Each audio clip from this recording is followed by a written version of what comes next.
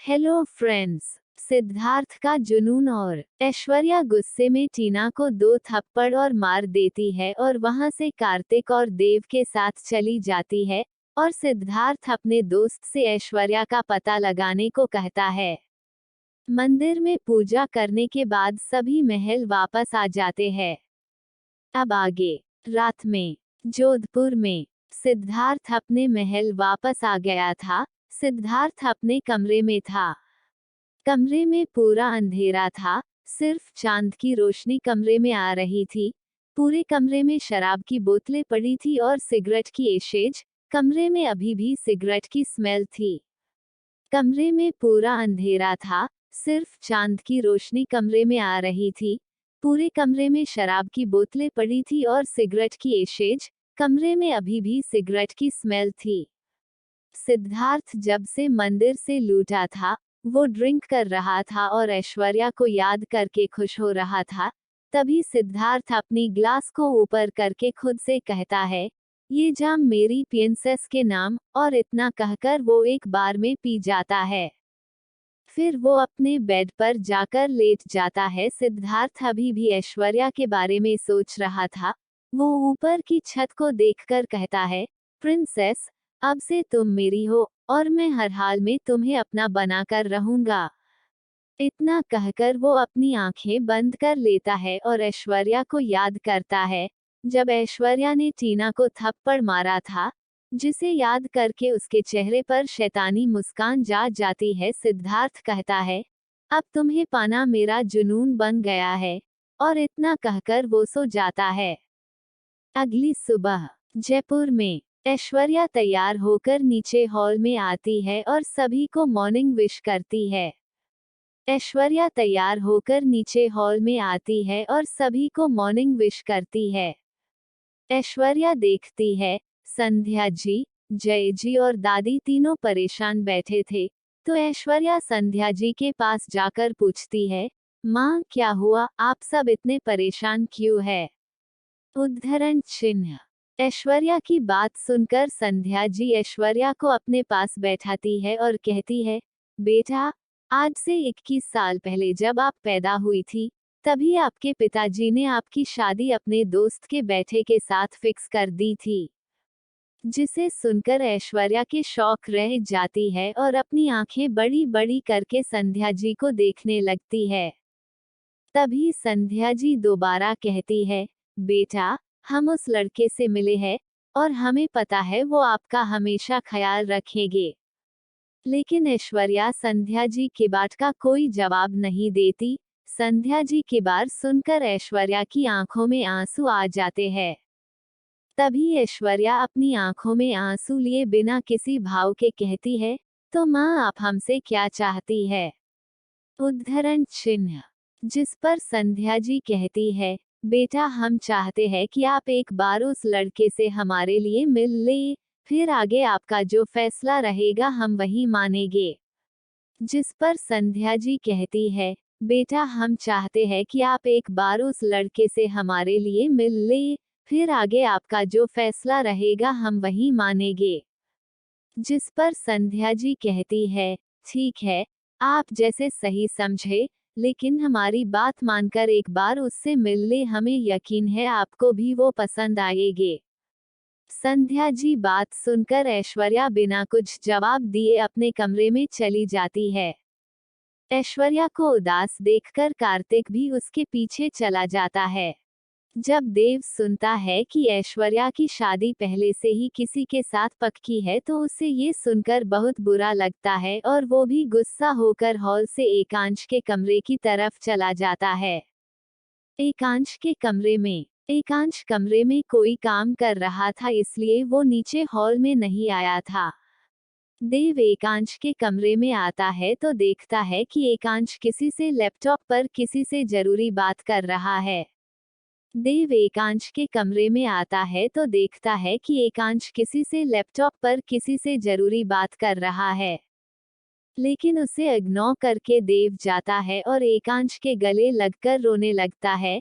देव के अचानक से खुद से गले लगने पर पहले एकांश को बहुत गुस्सा आता है। लेकिन जब एकांश देखता है कि देव रो रहा है तो वो अपने लैपटॉप को बंद कर देता है और देव के सर पर हाथ फेरकर उसे चुप कराते हुए पूछता है, देव क्या हुआ, किसी ने कुछ कहा क्या आपसे? लेकिन देव कोई जवाब नहीं देता, वो रोता रहता है।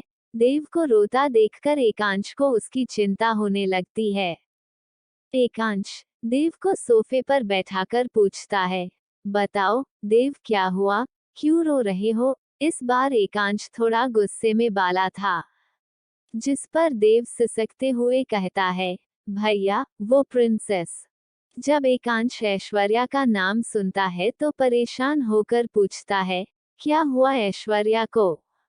तो देव अपने आंसू पोंछकर कहता है, उन्हें कुछ नहीं हुआ। अब एकांश को गुस्सा आने लगा था, वो देव से कहता है, आपसे बताएंगे कि आखिर हुआ क्या है। अब एकांश को गुस्सा आने लगा था, वो देव से कहता है, आपसे बताएंगे कि आखिर हुआ क्या है। तो देव थोड़ी पहले हॉल में जो भी हुआ एकांश को बता देता है, जिसे सुनकर एकांश की आंखें गुस्से में लाल हो जाती है। तभी देव कहता है, काकीसा ने प्रिंसेस को कहा है कि वो उस लड़के से मिले। फिर गुस्से कहता है, आखिर काकासा ऐसा कैसे कर सकते हैं, ये सब तो गलत है ना। लेकिन एकांश उसकी बातों का कोई जवाब नहीं देता है। तभी एकांश गुस्से में देव से पूछता है, और ऐश्वर्या ने क्या कहा इस बारे में? जिस पर देव कहता है, उन्होंने टाइम मांगा है सोचने के लिए। जिसे सुनकर एकांश अपनी मुट्ठी कस लेता है। एकांश के अंदर एक ज्वालामुखी फटने वाली थी। एकांश अभी बहुत जिस्मे था। वहीं नीचे हॉल में संध्या जी परेशान होकर दादी से कहती है, काकी सा अगर ऐश्वर्या नहीं मानी तो? संध्या जी परेशान होकर दादी से कहती है, काकी सा अगर ऐश्वर्या नहीं मानी तो? जिस पर दादी शांत भाव से कहती है, आप चिंता न करें, वो समझदार है, उन्हें पता है क्या उनके लिए सही है और क्या गलत, आप बस थोड़ा सा सब्र रखें।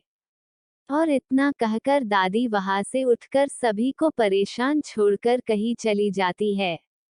ऐश्वर्या के कमरे में ऐश्वर्या अपने कमरे में आकर बेड पर लेट जाती हैं और बहुत रोती है। वैसे तो ऐश्वर्या बहुत स्ट्रॉन्ग है, लेकिन कभी कभी ऐसा समय आ जाता है जहां कोई भी हर्ट हो जाए। तभी कार्तिक ऐश्वर्या के कमरे में आता है और ऐश्वर्या को रोते हुए देखता है तो जाकर उसके पास बैठ जाता है और कहता है, तुम क्यों इतनी सी बात पर रो रही हो? जब ऐश्वर्या कार्तिक की आवाज सुनती है तो तुरंत उठकर कार्तिक के गले लगकर रोने लगती है। तो कार्तिक उसके सर पर हाथ फेरकर उसे शांत कराते हुए कहता है, अरे अगर तुम इतनी सी बात पर ही रो रही हो, अगर लंदन में किसी को पता चला कि डेविल प्रिंसेस छोटी सी बात पर रो रही है तो वहां बवाल मच जाएगा।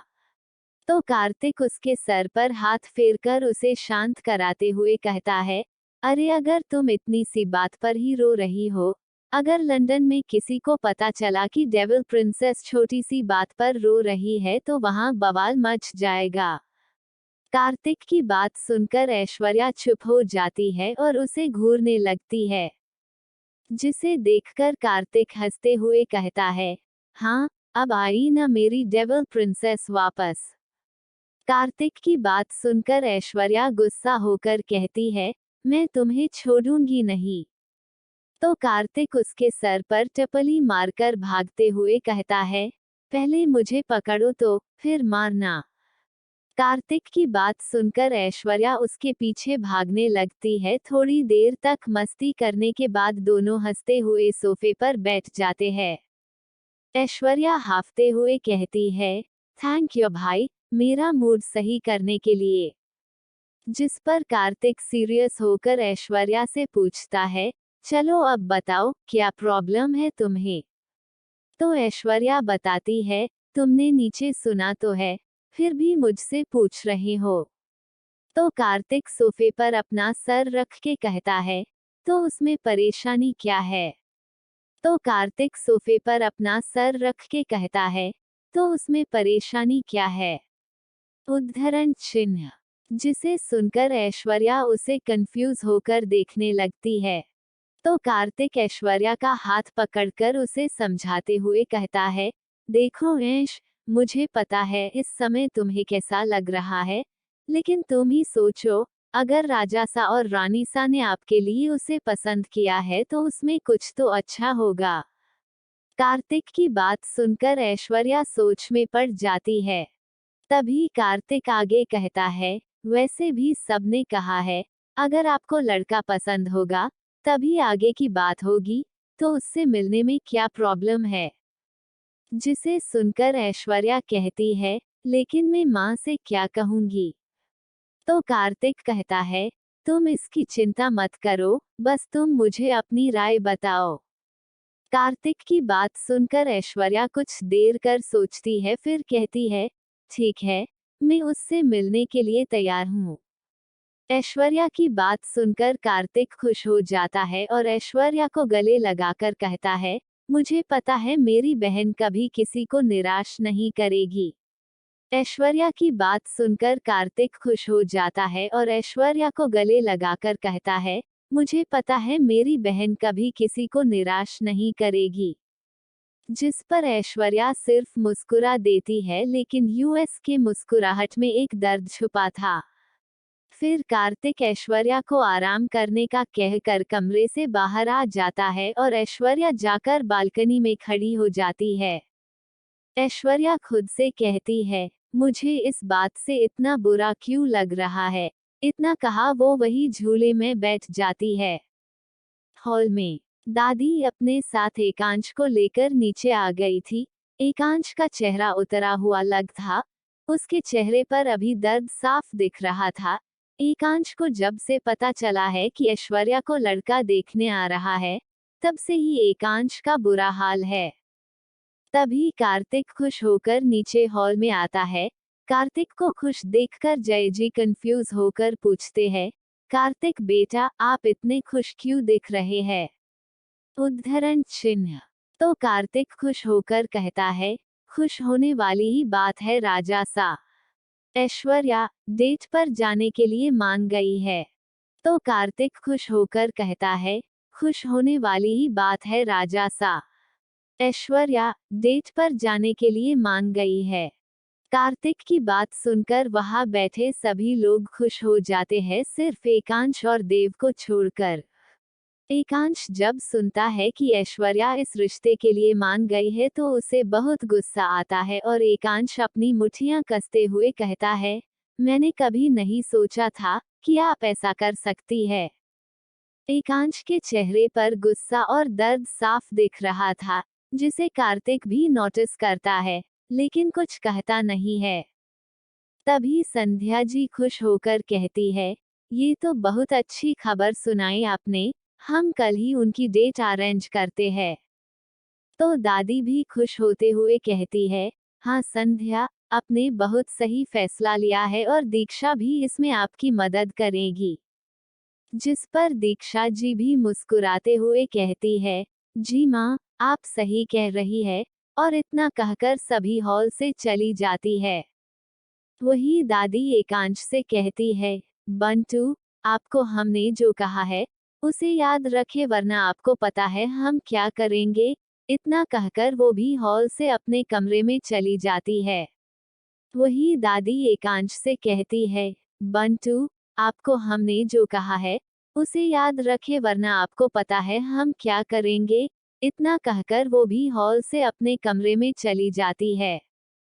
और एकांश बुत बना खड़ा था, वो गुस्से में कहता है, ऐश्वर्या आपने हमारे साथ ऐसा क्यों किया। इतना कहकर वो वापस अपने कमरे में चला जाता है।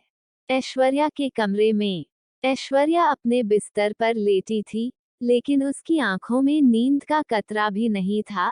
ऐश्वर्या को समझ नहीं आता है कि वो क्या करे।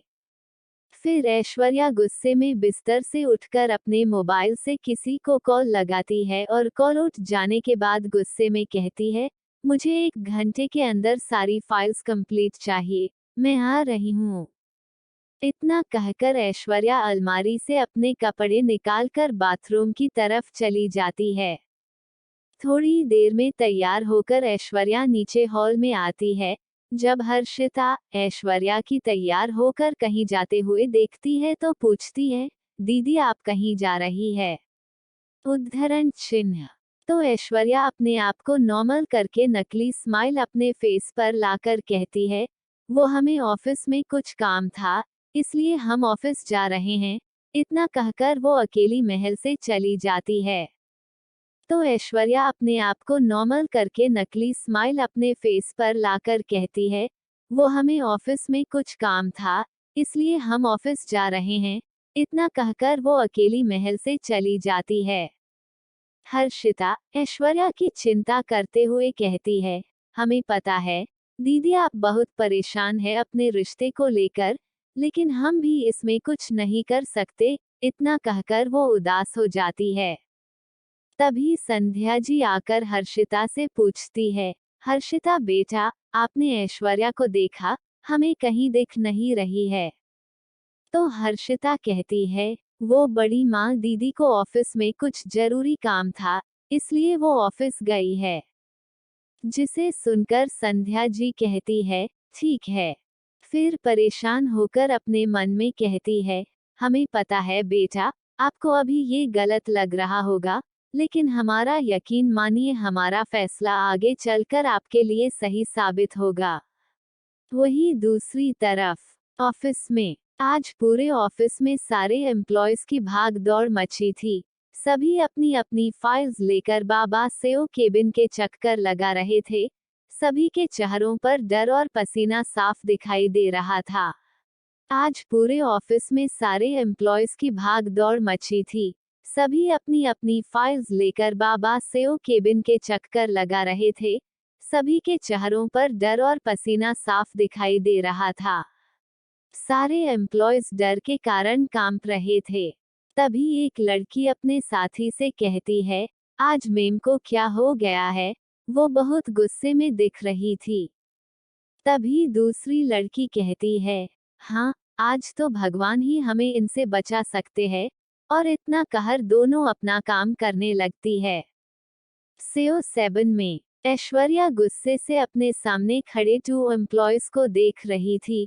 वो फाइल को पढ़कर कहती है, मिस्टर तरुण, मैंने आपसे कहा था कि मुझे कपूर्स के प्रोजेक्ट में कोई गलती नहीं चाहिए, लेकिन यहाँ पूरी फाइल ही गलत है। आओ इस बारे में कुछ कहना चाहते हैं। तो तरुण डरते हुए कहता है, सॉरी मैम, आगे से गलती नहीं होगी। तो ऐश्वर्या गुस्से में उन्हें अपने कैबिन से बाहर भेज देती है। आज ऐश्वर्या अपने डेविल अवतार में वापस आ गई थी, जिसे देखकर सारे एम्प्लॉयज डर गए थे। अपने 7 से सबको बाहर भेजने के बाद ऐश्वर्या चेयर पर अपना सर टिका लेती हैं।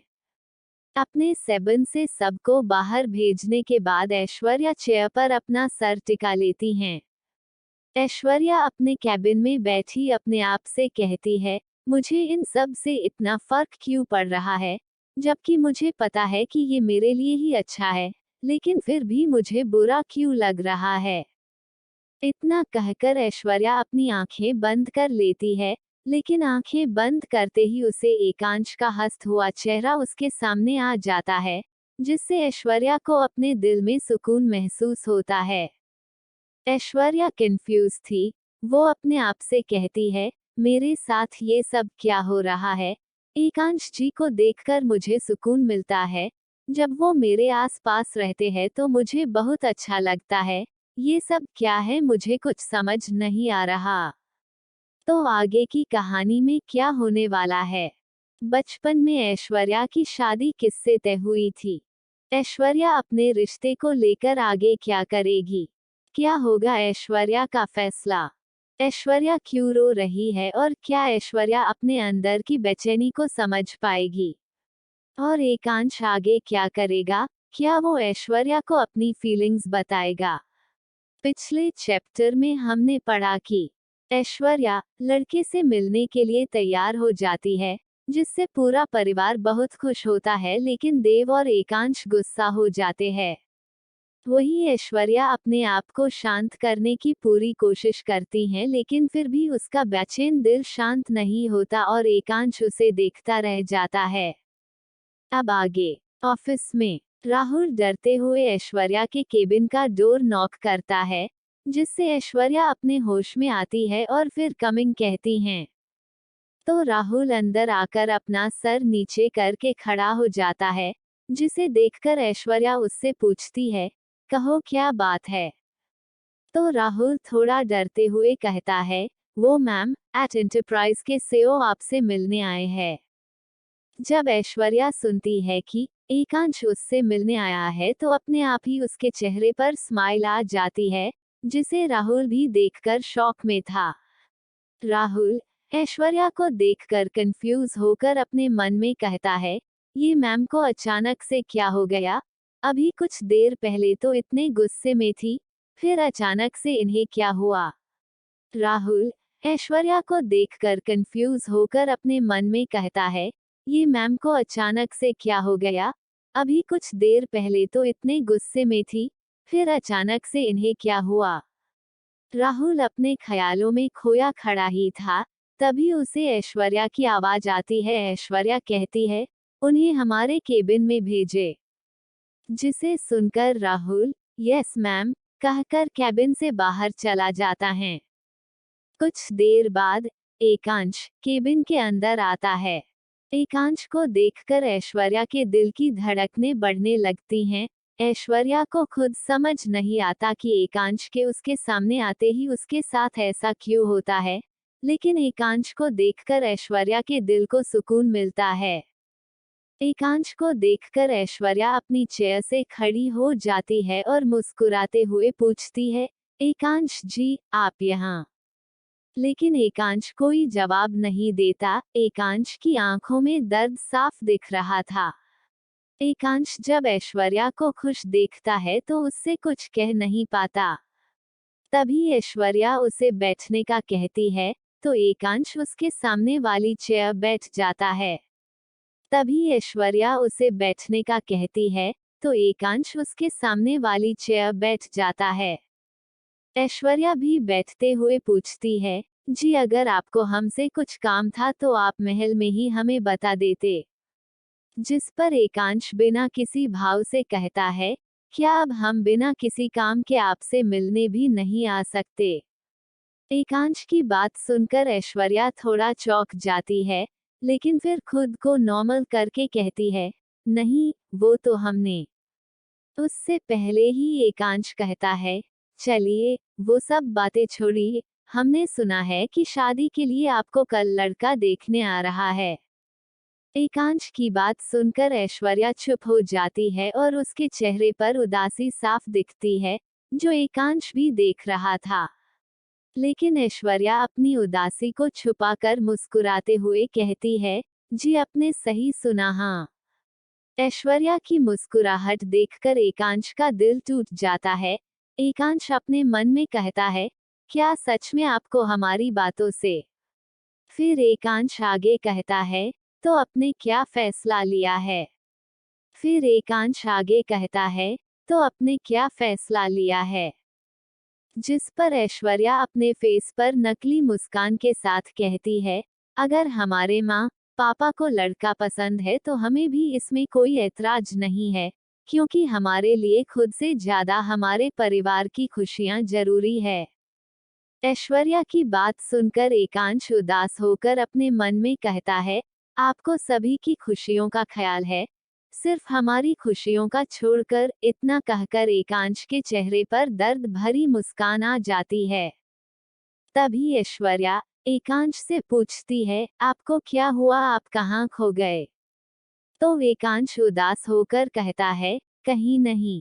एकांश को उदास देखकर ऐश्वर्या उसकी फिक्र करते हुए पूछती है, आप किसी बात से परेशान है क्या? लेकिन ऐश्वर्या के सवाल का जवाब देने के बजाय एकाना उससे ही सवाल पूछता है, अगर आपको लड़का पसंद नहीं आया तो आप क्या करेगी? जिस पर ऐश्वर्या कुछ सोचते हुए कहती है, अगर लड़का हमारी माँ को पसंद है तो हमें भी पसंद ही है। ऐश्वर्या ये सब दिल से नहीं कह रही थी, उसके अंदर तो अभी बहुत बड़ा सैलाब उमड़ रहा था, जिसे ऐश्वर्या ने सबसे छुपाया था। ऐश्वर्या ये सब दिल से नहीं कह रही थी, उसके अंदर तो अभी बहुत बड़ा सैलाब उमड़ रहा था, जिसे ऐश्वर्या ने सबसे छुपाया था। लेकिन ऐश्वर्या की बातें सुनकर एकांश को गलत फहमी हो जाती है कि ऐश्वर्या भी इस रिश्ते के लिए तैयार हैं, जिससे एकांश को बहुत बुरा लगता है। एकांश यहाँ ऐश्वर्या से अपनी दिल की बात कहने आया था, लेकिन ऐश्वर्या को खुश देखकर उसकी हिम्मत ही नहीं हुई कुछ कहने की। एकांश अपने मन में कहता है, ऐश्वर्या अगर हम चाहे तो अभी आपको अपना बना सकते हैं, लेकिन हम ऐसा नहीं करेंगे, क्योंकि हम आप प्यार पाना चाहते हैं, न कि नफरत। वही ऐश्वर्या भी अपने मन में कहती है, सॉरी मिस्टर खड़ूस, लेकिन हम आपको सच नहीं बता सकते। दोनों के दिल में एक दूसरे के लिए फीलिंग्स है, लेकिन एक अभी भी उससे अनजान है और दूसरा तड़प रहा है। एकांश फिर खड़ा होकर कहता है, ठीक है तो फिर मैं चलता हूँ, और इतना कहकर वो बाहर आ जाता है।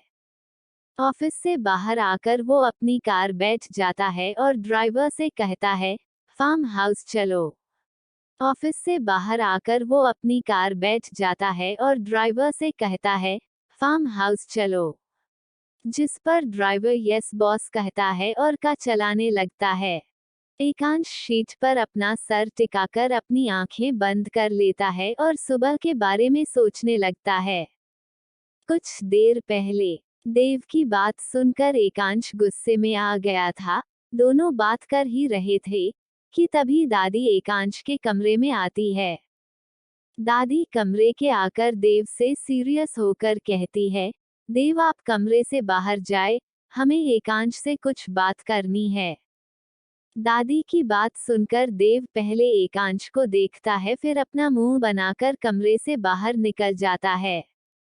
देव के जाने के बाद दादी वही रखे सोफे पर बैठ जाती है और एकांश को प्यार से अपने पास बुलाती है, तो एकांश नकली मुस्कान के साथ दादी के पास जाकर बैठ जाता है और कहता है, कहिए ग्रेनी आपको कौन सी जरूरी बात करनी थी।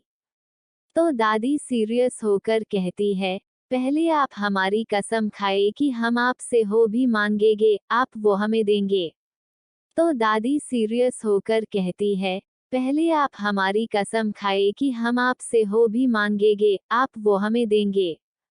दादी की बात सुनकर एकांश को पहले तो उन पर कुछ शक होता है, लेकिन फिर भी एकांश मुस्कुरा कर कहता है, ठीक है हम आपसे वादा करते हैं, आप जी भी कहेंगी हम करेंगे। एकांश की बात सुनकर दादी कहती है, बेटा हमने आपके लिए एक लड़की देखी है, वो बहुत सुंदर और प्यारी है, आप हमारी खातिर एक बार उससे मिल लीजिए। दादी की बात सुनकर एकांश चौंककर खड़ा हो जाता है और कहता है, ग्रेनी हमने आपसे कितनी बार कहा है, हमें अभी शादी नहीं करनी, आप समझती क्यों नहीं है। जिस पर दादी गुस्सा होकर कहती है, कब तक सुने, हम आपकी पूरे 25 साल के हो चुके हैं, आप और कम से कम हमारी उम्र का ख्याल तो करें, अगर किसी दिन हमें कुछ हो गया तो, और हम बिना अपने पर पोटो का मुंह देखे नहीं मरना चाहते। इतना कहकर वो जोर जोर से खांसने लगती है। तो एकांश जल्दी से उन्हें पानी पिलाते हुए कहता है, ग्रेनी आप क्यों नहीं समझ रही। जिस पर दादी कहती है, हम नहीं बल्कि आप नहीं समझ रहे हमारी बात, बस एक मिलना ही तो है, मिल लीजिए न उससे हमारी खातिर। जिस पर दादी कहती है, हम नहीं बल्कि आप नहीं समझ रहे हमारी बात, बस एक मिलना ही तो है, मिल लीजिए न उससे हमारी खातिर। लेकिन एकांश भी अपनी जिद पर अड़ा रहता है और कहता है, हम आपकी सारी बातें मानने के लिए तैयार है, सिर्फ इसे छोड़कर। जिसे सुनकर दादी गुस्से में कहती है, आप नहीं मानेंगे हमारी बात। तो एकांश भी अपना मुंह दूसरी तरफ करके कहता है, बिल्कुल नहीं। तो दादी जिसमें कहती है, तो ठीक है फिर, जब तक उस लड़की से मिलने के लिए हाँ नहीं कहते तब तक हम ना कुछ खाएंगे, ना कुछ पिएंगे और न ही आपसे कभी बात करेंगे। दादी की बात सुनकर एकांश परेशान हो जाता है और कहता है, आप हमें ऐसे ब्लैकमेल नहीं कर सकती। जिस पर दादी कहती है, हम कुछ भी कर सकते हैं, और अगर आपने हमारी बात नहीं मानी तो हम कभी भी आपसे बात नहीं करेंगे, ये याद रखिएगा आप। और इतना कहकर वो एकांश के कमरे से बाहर जाने लगती है, लेकिन जैसे ही बाहर निकलने वाली होती है उन्हें चक्कर आ जाता है और वो नीचे गिरने वाली ही होती है कि उससे पहले एकांश उन्हें पकड़ लेता है और गुस्सा होकर कहता है, आज फिर से अपने अपनी दवाई नहीं ली। और इतना कहकर वो एकांश के कमरे से बाहर जाने लगती है, लेकिन जैसे ही बाहर निकलने वाली होती है उन्हें चक्कर आ जाता है और वो नीचे गिरने वाली ही होती है कि उससे पहले एकांश उन्हें पकड़ लेता है और गुस्सा होकर कहता है, आज फिर से अपने अपनी दवाई नहीं ली। जिसे सुनकर दादी एकांश के गाल पर प्यार से हाथ रखकर कहती है, एक बार मैं अपनी पोता बहू को देख लूं तो अपने आप ही ठीक हो जाऊंगी। दादी की बातों से परेशान होकर एकांश कहता है, दादी प्लीज भगवान के लिए आप मेरी ये शादी का फैसला छोड़ दीजिए। एकांश पहले ही ऐश्वर्या के बारे में सुनकर टेंशन में था, और दादी ने आकर एक और बम ब्लास्ट कर दिया एकांश के ऊपर। लेकिन दादी अपनी बात पर अड़ी रहती है और कहती है, नहीं, हमने और आपके पापा ने आपके लिए वो लड़की पसंद की है, इसलिए आपको एक बार तो उससे मिलना ही पड़ेगा। जिस पर एकांश अपने गुस्से को कंट्रोल करके कहता है, बस एक बार मिलना है ना। तो दादी भी अपनी पलकें झपकाकर हाँ कह देती है। तो एकांश आगे कहता है, ठीक है फिर हम मिलने के लिए तैयार है। तो एकांश आगे कहता है, ठीक है फिर हम मिलने के लिए तैयार है। जिसे सुनकर दादी के चेहरे पर बड़ी सी स्माइल आ गई थी, लेकिन एकांश आगे कहता है, पर मेरी एक शर्त है। एकांश की बात सुनकर दादी उसे घूर कर देखती है और कहती है, कैसी शर्त? उद्धरण चिन्ह। जिसे सुनकर एकांश के चेहरे पर शातिर मुस्कान आ जाती है और एकांश कहता है, यही कि अगर लड़की मुझे पसंद नहीं आई तो आप मुझे उससे शादी करने के लिए फोर्स नहीं करेगी। जिसे सुनकर दादी मुस्कुराते हुए कहती है, ठीक है, हमें आपकी शर्त मंजूर है, लेकिन आप बाद में अपनी बात से पीछे नहीं हट सकते। तो एकांश भी कहता है, नहीं, लेकिन आप भी अपनी बात याद रखिएगा। जिस पर दादी हाँ कह देती है। फिर दादी मुस्कुराकर कहती है, आप एक बार मिलिए तो उससे बाकी का सब बाद में देखेंगे। फिर अपने मन में कहती है, बंटू, हमारा वादा है आपसे, आप कभी भी उससे शादी के लिए मना नहीं करेंगे। दादी को मुस्कुराता देखकर एकांश अपनी भौहें सिकोड़कर अपने मन में कहता है, मुझे ऐसा क्यों लग रहा है, जैसे दादी ने पहले से ही कोई प्लान बना कर रखा है। दादी को मुस्कुराता देखकर एकांश अपनी भौहें सिकोड़कर अपने मन में कहता है, मुझे ऐसा क्यों लग रहा है, जैसे दादी ने पहले से ही कोई प्लान बना कर रखा है। एकांश को सोचता हुआ देखकर दादी कहती है, अब आप हमारे साथ नीचे चलिए। एकांश को नीचे आना तो नहीं था, लेकिन दादी की जिद के कारण उसे नीचे आना पड़ता है, जहां एकांश सुनता है कि ऐश्वर्या ने भी एक अनजान लड़के से मिलने के लिए हाँ कह दिया है, जिससे एकांश को बहुत गुस्सा आता है। एकांश गुस्से में अपने मन में कहता है, आखिर प्रिंसेस ऐसा कैसे कर सकती है, वो जिन्हें उन्होंने कभी देखा भी नहीं न उसके बारे में सुना, उससे शादी के लिए हाँ कह दी। एकांश का गुस्सा ये सोचकर और बढ़ रहा था, फिर वो थोड़ा सोचकर कहता है, लेकिन आज तक ग्रैनी और पापा ने तो हमें इस बारे में कुछ भी नहीं बताया। अरे ये नहीं तो कम से कम माँ तो हमें बता सकती थी। इतना कहकर वो उदास हो जाता है। एकांश अपने ख्यालों में सिर्फ ऐश्वर्या का हंसता हुआ चेहरा देख रहा था, जिसे देखकर एकांश के चेहरे पर मुस्कान आ गई थी। तभी ड्राइवर का रोककर कहता है, बॉस, हम पहुंच गए। ड्राइवर की आवाज से एकांश अपने होश में आता है और कार से नीचे उतरकर फार्म हाउस के अंदर चला जाता है। ड्राइवर की आवाज से एकांश अपने होश में आता है और कार से नीचे उतरकर फार्म हाउस के अंदर चला जाता है। वहीं दूसरी तरफ जोधपुर में विक्रम और वंदना जी अपने कमरे में बैठकर सिद्धार्थ को लेकर बात कर रहे थे। वंदना जी कहती है, सिद्धार्थ जब से घूमकर वापस आया है तब से ही कहीं ना कहीं खोया ही रहता है। जिस पर विक्रम जी भी परेशान होकर कहते हैं, हाँ आप सही कह रही है, हमने भी सिद्धार्थ को कई बार अकेले में अपने आप से बात करते देखा है। तभी वंदना जी अपना सुझाव देकर कहती है, क्यों ना आप सिद्धार्थ को भी अपने साथ ऑफिस ले जाए, अगर काम करेगा तो शायद वो पहले जैसे हो जाए। जिस पर विक्रम भी अपनी हामी भरते हैं और कहते हैं, ठीक है कल से ही सिद्धार्थ को ऑफिस लेकर जाएंगे और जल्द ही उसे अपनी कंपनी का सीईओ बनाएंगे। जिसे सुनकर वंदना जी मुस्करा देती है और विक्रम को गले लगा लेती है। शाम को जयपुर में आज संध्या जी, दादी जी और दीक्षा जी तीनों बहुत खुश लग रही थी। तीनों हॉल में बैठी एक दूसरे से बातें कर रही थी। तभी संध्या जी खुश होते हुए कहती है, सच में काकी सा हम आज बहुत खुश है, ऐश्वर्या इस रिश्ते के लिए मान गई। तभी दीक्षा जी मुस्कुराते हुए कहती है, हाँ संध्या आप सही कह रही है, लेकिन अभी भी बच्चों का फैसला आना बाकी है। जिस पर दादी कहती है, आप दोनों शांत रहे, हमें हमारे बच्चों पर पूरा भरोसा है, वो कभी भी हमें निराश नहीं करेंगे। तभी जय जी हॉल में अंदर आते हुए कहते हैं, आप बिल्कुल सही कह रही है काकी सा। जब सभी जय जी की आवाज सुनते हैं तो सभी पीछे पलटकर देखते हैं। जय जी को देखकर दादी कहती है, जय आ गए आप, और हमने आपको जो काम दिया था वो हो गया। तो जय जी भी सभी की साथ बैठते हुए कहते हैं, जी काकी सा, आपने जैसा कहा था हमने वैसा इंतजाम कर दिया है। तो जय जी भी सभी की साथ बैठते हुए कहते हैं, जी काकी सा, आपने जैसा कहा था हमने वैसा इंतजाम कर दिया है। जय जी की बात सुनकर दादी मुस्कुरा देती है।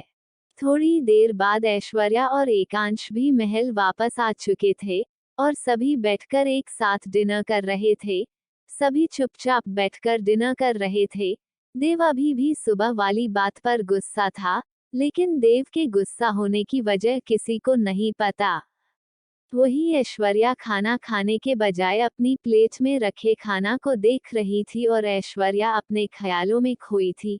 जब दादी देखती है कि ऐश्वर्या नहीं खा रही है तो वो ऐश्वर्या को समझाते हुए है, मुझे पता है बेटा आप अभी नर्वस हो, लेकिन शुरुआत में सबके साथ ऐसा होता है, हमारे साथ भी हुआ था। दादी की बात सुनकर ऐश्वर्या अपने होश में आती है और मुस्कुराते हुए दादी से कहती है, नहीं दादी ऐसी बात नहीं है, वो तो हम बस। ऐश्वर्या इतना कह पाई थी कि उससे पहले ही दादी थोड़ा मजाक करते हुए मुस्कुराकर कहती है, हम दादी है आपकी, और आप हमसे झूठ नहीं बोल सकती। दादी की बात सुनकर ऐश्वर्या शांत हो जाती है और चुपचाप अपना खाना खाने लगती है। सभी का डिनर होने के बाद सभी अपने अपने कमरे में चले जाते हैं। दादी की बात सुनकर ऐश्वर्या शांत हो जाती है और चुपचाप अपना खाना खाने लगती है। सभी का डिनर होने के बाद सभी अपने अपने कमरे में चले जाते हैं। तो आगे की कहानी में क्या होने वाला है? ऐश्वर्या को कौन लड़का देखने आने वाला है? एकांश और दादी में से कौन जीतेगा शर्त? और दादी ने जय जी किस चीज का इंतजाम करने को कहा था? और एकांश और ऐश्वर्या कैसे इस मुश्किल से बाहर निकलेंगे? और सिद्धार्थ ऐश्वर्या को पाने के लिए आगे क्या करेगा?